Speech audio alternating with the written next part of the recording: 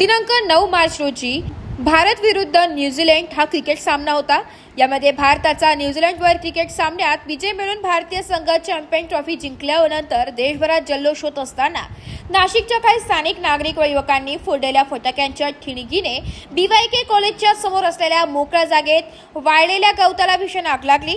या आगीने क्षणभरात मोठा पेट घेतल्याने आजूबाजूच्या परिसरातील सर्व भागातही काही क्षणातच आग पसरली, परंतु यात कोणतीही जीवितहानी झाली नाहीये। अग्निशामक दलाला पाचारण केले असता अग्निशामक दलाच्या 6 ते 7 बंबांनी घटनास्थळी येऊन आग आटोक्यात आणण्याचं काम केलंय।